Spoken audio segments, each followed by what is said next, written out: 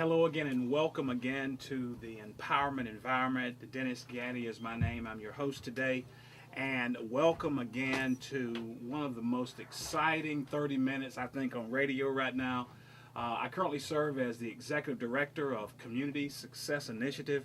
Community Success is a nonprofit organization based here in Raleigh, and we do work in pockets across the state around empowerment and helping people reach their potential. In fact, one of our catchphrases, if you will, and at the organization is that we help people discover their untapped potential and help them to take action in a positive way.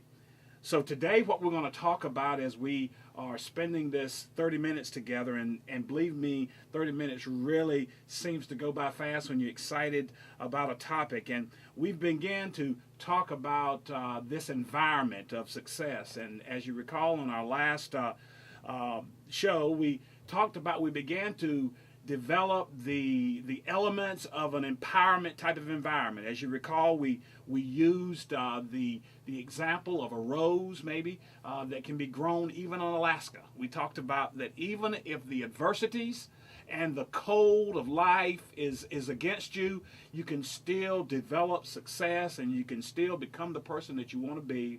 But it's very necessary that you create the environment that you want in order to do that. And we spent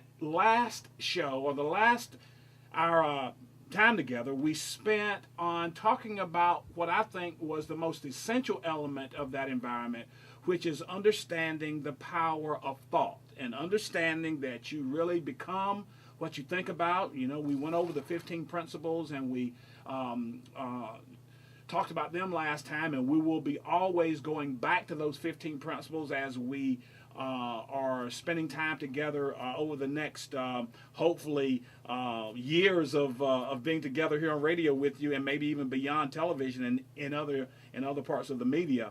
But we began to talk about principle number 1 of the 15 principles, and it really says that you become what you think about. And we took that a little deeper in talking about being the gatekeepers of your mind and understanding that that was a very, very important part of being in the environment to create a successful type of environment. And as you recall, we talked about that 50,000 thoughts a day enter our minds, and that we've got to be the gatekeepers of our minds. And that, as you recall, we looked at our minds as like a gated community that we were guarding, and it's that kind of important. And I thought it was very essential that we start with that, and we'll be always going back to it, but I thought it was very essential that we started with that because I think that the power of sowing and reaping, like in a garden, is the same thing with thoughts in our mind being the soil and our thoughts being the seeds. That I think it's very important that we look at it the same way, that we become those thoughts if we dwell on them long enough. So today what I want to do is place another element in that environment. Of course, we're going to spend the next few weeks together talking about creating this environment, and this whole idea of an empowerment environment will always be talking about the kinds of things in this world of empowerment or in this environment that is going to make you or help you become the person that you want to be. So today, put your ears on. We're very excited about our environment principle number 2.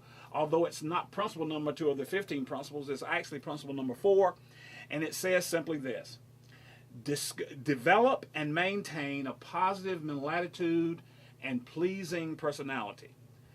So today I want to take that principle number 4 and kind of break it apart a little bit. Don't have time to really dwell on both elements of positive mental attitude. Sometimes you have heard that referred to as PMA.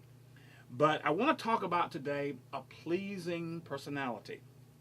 I had the good fortune of being able to teach a class for the City of Raleigh's Youth Employment Program with Linda Graham. This past Saturday, we kicked off our fall and winter trainings with them. And actually, we talked about this topic with youth from age 13, I think, to 18, and what a great experience it was to be able to talk with young people about personal development concepts. But we talked for 4 hours on this topic of pleasing personality. As you know, you've heard me talk about it, maybe you haven't if this is your first time tuning in. but you've heard me talk about the adversities, that we had gone through, after graduating from college and law school, and kind of having a very successful career in sales and sales management. Starting around 1999, my world came to an end. I thought, turned upside down at least, by having some poor financial choices that I made, and ended up going to prison. And it was behind that concept that I began to kind of utilize these principles, and actually the 15 principles were discovered there while incarcerated, and I've kind of worked on them since then and refining them. And actually 60% of the work that we do at Community Success now involves ex-offender men and women, and still working in the prisons today. But out of all that education that I had going into college, I'm going into prison, a high school education, 4 years of college, 3 years of law school, and if you count all 12 grades of school and college and law school and all, I ended up having like 19 or 20 years of college, of education. And not one time or not 1 year did I have a class on a pleasing personality, We never had a class on leadership. We never had a class on setting goals. We never had a class on maintaining a proper budget and those types of things. So how was it, that we were able to, how was it that we were going to think of those kinds of things as important? So one of the things that I like to do is make sure that these principles are kind of placed out there as very important principles in our lives in order to get us to where we want to go.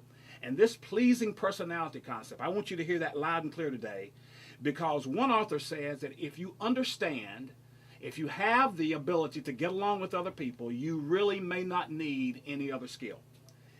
But he also said, that if you don't have this skill, chances are it won't matter what other skills you possess. And that has really resonated with me over the years, and that one of the things that is essential in the art of getting along with other people is to understand the power of a pleasing personality. A personality is what? A personality is really what you personify or what you give out to the people that you come in contact in your life, okay? I'm looking and I'm reading today from an article that was written by Napoleon Hill, and I've studied a lot of Napoleon Hill's principles over the years, and I'm reading from his lesson today on pleasing personality. And it really says, his definition says that a pleasing personality is the aggregate of all the agreeable, gratifying, and likable qualities of any one individual. Again, I read that. It says a pleasing personality is the aggregate of all the agreeable, gratifying, and likable qualities of any one individual. In other words, it comes from the word persona, which it says who the person that you really is. Who do you personify? What do your expressions and your conversation and your tone of voice, who does it tell the world that you are? So, believe it or not, this particular principle has 29 different elements to it. Now, obviously we don't have time to go over all 29 elements today, but we are going to take a few of the elements and define what a pleasing personality consists of, or what are some of the things that it takes in order to have a pleasing personality. And it will probably be some of the things, I turned 50 years old in February, so, I'm kind of like from old school, as our young people would say, especially my daughters. But, when I was growing up, the kinds of things that we're going to be talking about today, my parents would simply say, boy, you better know how to act. They would say, son, you're going to know how to act, and you better know how to act, and that kind of thing. And what they were really saying is that you better know how to get along with people, and you better know how to treat people, and you know how to become a person that other people like to be around. So in that context, when I say some of the things that we're going to say today, you may have already heard them. And you may have already kind of have heard them maybe growing up, but you may not have really thought that they are as important as they really are. So there'll be a lot of maybe aha moments along the way where you might say, oh, I didn't know that.